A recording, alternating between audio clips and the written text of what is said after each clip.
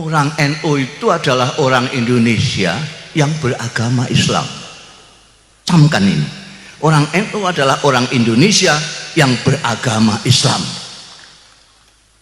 Saya ulangi lagi, orang NU adalah orang Indonesia yang beragama Islam.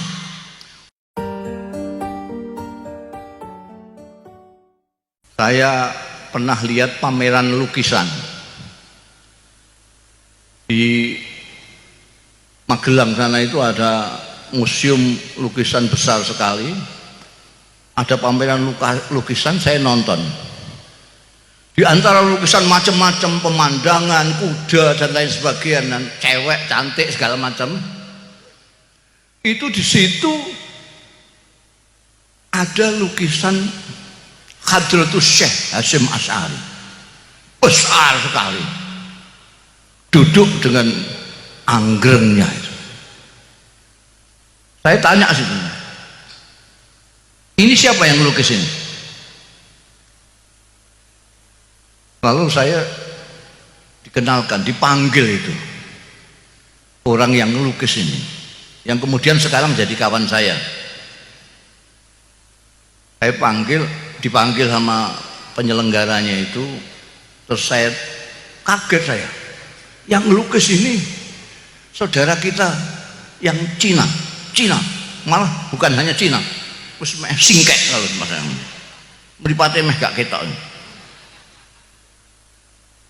Saya kagetnya dulu, ini ada singkek kok gambar Hadratus Syekh, kok nggak gambar kuda, gambar cewek apa, gambar apa?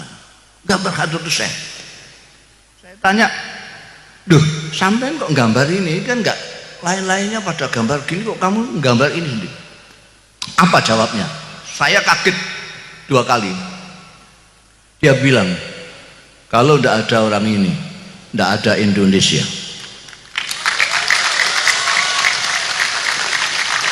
Saya itu merinding. Duh, saya dekati sampai ini. Dia ternyata tahu sejarah. Saya terus teringat, saya menemukan buku bahasa Arab terbitan Kuwait. Yang menulis buku itu Sayyid Muhammad Asad Shihab. Dia adalah dulu wartawan yang mengcover berita revolusi Indonesia di Indonesia ini. Jadi mulai sebelum kemerdekaan beliau sudah mengcover berita-berita di Indonesia ini. Buku yang saya temukan itu, bukan saya temukan, saya dihadiahi oleh Allahyarham Kiai Abdul Mukhid Muzadi, penasihatnya Rois Am Kiai Ahmad Siddiq dulu. Judulnya buku itu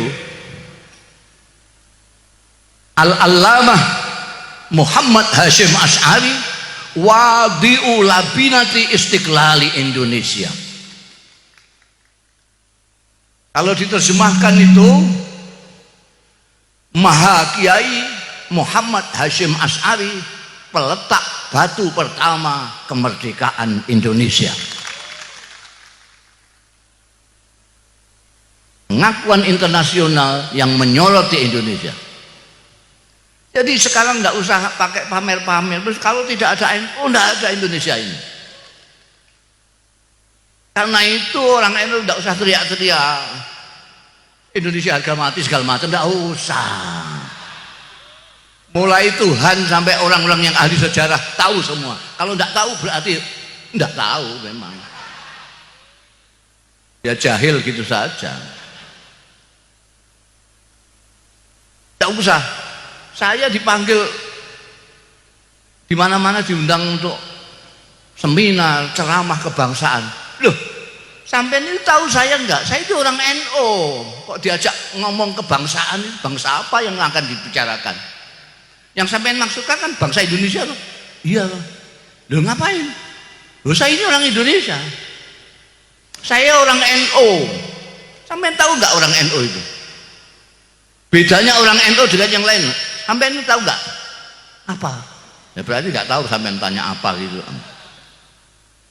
Orang NU itu adalah orang Indonesia yang beragama Islam. Camkan ini. Orang NU adalah orang Indonesia yang beragama Islam. Saya ulangi lagi, orang NU adalah orang Indonesia yang beragama Islam. Bukan orang Islam yang kebetulan di Indonesia. Bukan turis orang NU itu. Paham sampean? Dulu sampean dengan namanya Azhari, M-Top yang ngebom di Indonesia ini. Orang mana itu? Bukan orang Indonesia. Bisa dipahami lah sedikit kalau ngebom Indonesia, karena dia bukan orang Indonesia. Tapi kalau ada orang Indonesia kok ngebom Indonesia, itu otaknya miring itu. Orang NU tidak usah diajari soal menyintai ini. Saya ini kemarin satu-satunya kiai atau kiai pertama, mudah-mudahan akan terus kiai pertama yang mendapat anugerah tentang hak asasi manusia, pejuang hak asasi manusia. Saya pidato di hadapannya orang-orang pinter-pinter, wah tidak ada yang tidak dokter itu, profesor dokter. Padahal saya itu intelek kendilen, pesantren tos yang tidak pernah sekolah, kecuali sekolah intelek kendilen itu dari kendil itu loh, ngeliwat sendiri di pesantren itu. Saya hanya mondok di Lirboyo, kemudian di Krapiak Jogja, kemudian di ayah saya sendiri Rembang karena kurang biaya. Saya ngomong sama hadirin ketika penyerahan anugerah itu, saya tidak tahu apa yang namanya HAM yang dicetuskan di Barat pada abad ke-7. Saya tidak tahu apa itu nasionalisme. Saya tidak tahu. Isme itu dari Barat saya tidak tahu. Kalau Gus Dur tahu karena dia pernah sekolah, karena beliau intelek, orang kota. Saya ini orang desa.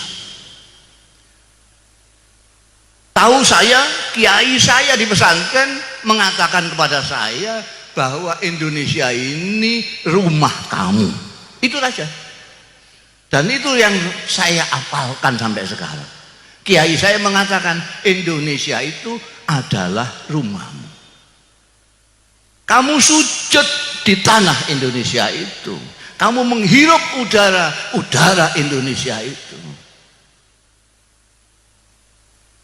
Itu saja. Saya tidak tahu ini ada kaitannya dengan nasionalisme atau tidak. Nah, ini kebanyakan kiai NU itu begitu. Dulu Kiai Sirajuddin, Kiai Wahab Hasbullah, Kiai Bisri Samsuri, Kiai Hashim As'ari, Kiai Muhaimin, Kiai Baidawi, Kiai Maksum, segala macam itu di sana ketika sekolah, ketika ngaji di Mekah. Mekah pada waktu itu ngajinya di Masjidil Haram. Itu setiap kali kiai-kiai itu di Multazam, yang saya tahu adalah Kiai Hashim As'ari dengan kawan-kawannya yang dari Malaysia, dari Pakistan semua. Itu apa yang tidak pernah lupa dimohonkan kepada Allah Ta'ala. Mereka memohon kemerdekaan Indonesia. Jadi kalau bicara tentang kebangsaan jangan dengan orang NU. NU itu senajan kecewa. Ini sekarang banyak NU kecewa. Karena apa namanya dianggapnya kok enggak ada menterinya yang NU itu. Mereka lupa bahwa wakil presiden itu NU. Mereka lupa Pak Mahfud MD itu NU. Dia orang Madura. Orang Madura kok enggak NU, itu sudah lupa puselnya itu. Belum di tanah Jawa sana terkenalnya itu orang Madura itu agamanya NU. Itu terkenalnya di mana-mana. Kok ada orang Madura kok tidak NU, itu muskil saya. Loh, ini kesambet di mana? Iya. Itu sekarang banyak yang kecewa, ya Allah. Biasanya menteri agamanya kan NU. Kok sekarang enggak NU? Nah, apa itu? Tentara. Loh, tentara apa enggak boleh NU? Loh, orang itu enggak ngelihat ini mau bupati aja NU kok. Malah pembantu pengurus wilayah NU. Bupati tadi itu. Jadi, tapi bagaimanapun kecewanya orang NU dengan Pak Jokowi yang tidak memasukkan orang NU ini kok sidik gitu maksudnya. Tapi tidak akan macam-macam. Karena kesetiaan, loyalitas daripada Nahdlatul Ulama itu kepada Indonesia, bukan kepada pemerintah. Loh, kita kalau mau kecewa, zaman Pak Harto 32 tahun, orang NU itu dipinggirkan paling pinggir. Sampai yang tua-tua ini masih ingat. 32 tahun NU dipinggirkan. Ketika NU ikut tahun 71 ikut pemilu, itu yang namanya tentara yang bikin Golkar itu, nindas NU luar biasa. Banyak kiai hilang, banyak macam-macam. Tapi tetap dalam pemilu NU masih berkibar menyaingi Golkar yang pakai kekerasan itu. Habis gitu, saking takutnya sama NU, terus dibonsai, dijadikan P3. Bareng-bareng yang lain, Parmusi sak piturute itu yang tidak punya umat itu, yang punya umat mau NU tok. P3 itu warisan barokah dari Pak Harto. Berarti semua partai Islam dikumpulkan di situ supaya Pak Harto gampang caranya mengontrol itu. NU bisa. Selama Pak Harto masih jadi presiden, tidak ada orang NU di P3 yang pernah menjadi pimpinan. Ingat sejarah ini. Padahal isinya sampai ke bawah itu orang NU semua. Mulai Mintarja, Naro, sampai Hasan Mitariam semua. Yang belakangan ketika Pak Harto lengser, baru orang NU Hamzah Has naik jadi pimpin. Jadi kalau kecewa sudah dulu-dulu. Boleh NU kecewa, tapi tidak bakalan sampai terus NU sekarang sudah Indonesia bukan harga mati. Tidak bisa, tetap Pancasila. Kenapa? Karena ikut bikin negara ini. NU ikut bikin ini.